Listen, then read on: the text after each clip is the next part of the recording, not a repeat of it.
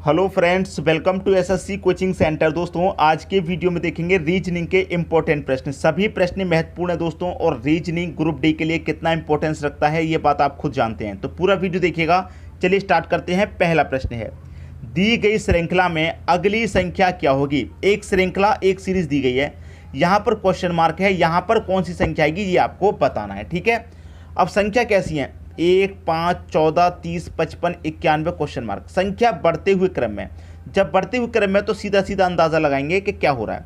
जैसे कि 1 से 5 हो गया तो 1 में आप 4 जोड़ेंगे 5 हो जाएगा। क्लियर है। 5 से 14 हो गया, 5 में आप 9 जोड़ेंगे तो 14 हो जाएगा। 14 से 30 हो गया, 14 में आप 16 जोड़ेंगे तो 30 हो जाएगा।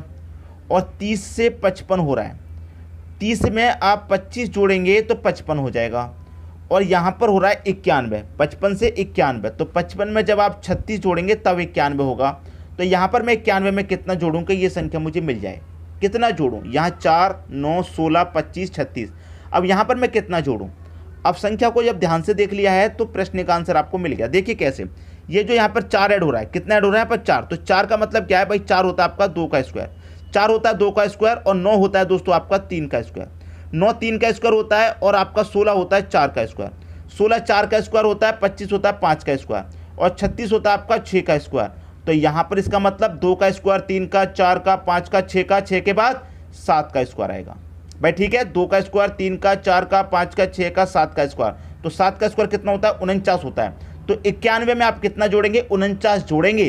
जोड़ लीजिए भाई, 1 और 9, 10, 10 का 0, कैरी का 1, 9 और 4 13, कैरी का 1 जोड़ेंगे 14, 140 दे रखा है डी ऑप्शन में। दोस्तों अभी यहाँ पर चीटी आ गई थी, तो चीटी को नज़रअंदाज करना, फोकस करना क्वेश्चन पर जो मैं आपको बता रहा हूँ। ठीक है, चीटी आ गई थी लेकिन मैंने आपको बताना रोका नहीं, ताकि कोई भी दिक्कत परेशानी यहाँ पर ना हो।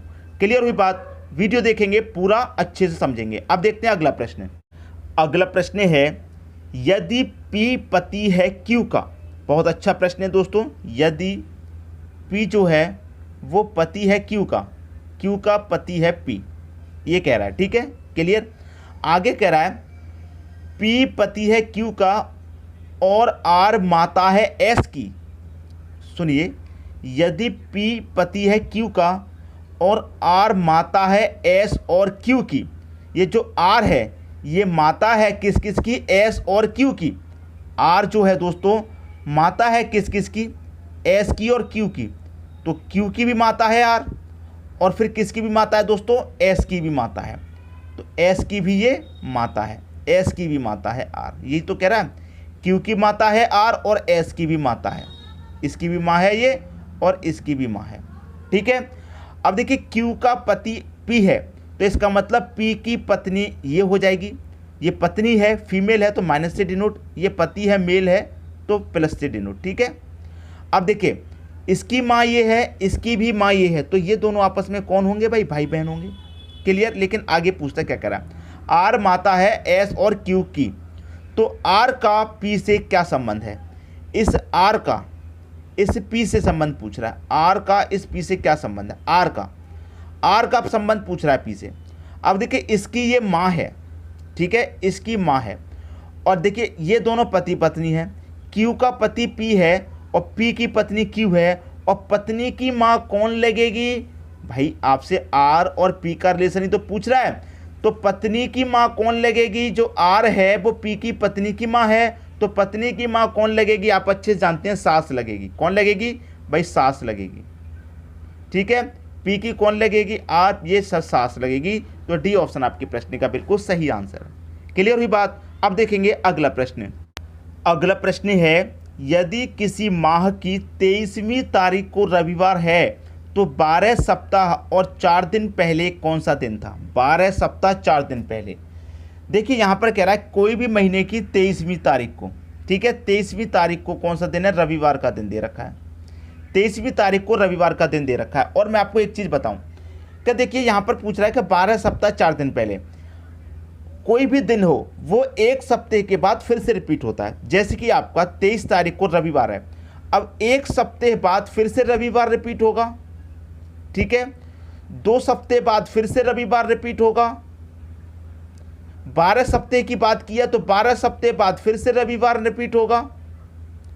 ठीक है, 12 सप्ताह बाद फिर से रविवार रिपीट होगा, लेकिन 12 सप्ताह बाद रविवार तो रिपीट हो गया, लेकिन 12 सप्ताह और 4 दिन पहले, भाई 12 सप्ताह आएंगे तो रविवार होगा, लेकिन रविवार से फिर कितना 4 दिन पहले।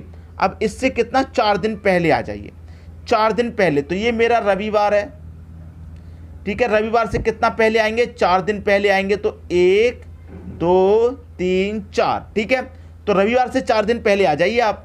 रविवार से 4 दिन पहले शनिवार, शुक्रवार, गुरुवार, बुधवार। तो कौन सा दिन होगा भाई, यहाँ पर बुधवार का दिन है। बुधवार का दिन कहाँ दे रखा, सी ऑप्शन में दे रखा है, ये आपका आंसर हो गया। बात आई समझ में। अच्छा प्रश्न है भाई, 12 सप्ताह, 10 सप्ताह, 15 सप्ताह, जब सप्ताह की बात रहेगी तो वही दिन रिपीट होगा 12 सप्ताह बाद भी, लेकिन 12 सप्ताह बाद हमारा रविवार का दिन रिपीट हो गया, लेकिन रविवार से 4 दिन पहले जाना, क्योंकि सप्ताह से 4 दिन पहले का पूछ रहा है। तो जब मैं 12 सप्ताह पहले गया तो रविवार का दिन रिपीट हुआ, फिर उससे 4 दिन पहले का पूछ रहा, तो मैंने 4 दिन पहले बता दिया, बुधवार का दिन है। क्लियर हुई बात। अब देखेंगे अगला प्रश्न। अगला प्रश्न है आपका, दिए गए विकल्पों में से सही उत्तर चुनिए। यहाँ पर ये जो प्रश्न दे रखा है बहुत ही अच्छा प्रश्न है, बार बार पूछा जाता है, और मैंने आपको ये वीडियो बहुत बार बना के बता दिया हूँ, और ये भी बताया था कि अगर ये प्रश्न कभी भी आपके सामने आ जाए तो कभी भी जरूरत नहीं पड़ेगी आपको किसी भी चीज़ की, आप कर देंगे। तो जिन लोगों ने मेरा ये वीडियो देखा है वो आज कर देंगे इस प्रश्न को। सबको पहले गिनना होता है, तो कितने हैं, 1 2 3 4 5 6 7 8 9 10 11 12 13 14 15, 15 है हमारे अल्फ़ाबेट। ठीक है, खाली स्थान भी गिने जाते हैं साथ में। 15 के गुणनखंड करो, तो 15 के गुणनखंड क्या आएंगे, 3 गुने 5, 3 गुने 5। ठीक है, ये आएंगे 3 गुने 5। अब देखिए 3 3 के फैक्टर बना लो, चाहे 5 5 के, 3 3 के बना लेंगे, छोटा हो जाएगा। 5 5 के बनाने का ज़्यादा बड़ा हो जाएगा, तो छोटा ही ले लेते हैं 3 3 का। तो 1 2 3 ये मैंने अलग कर लिया, 1 2 3 ये भी अलग, 1 2 3 ये भी अलग, 1 2 3 ये भी अलग, 1 2 3 बचा, 3 3 में अलग अलग कर ली मैंने। ठीक है, 3 3 में अलग अलग।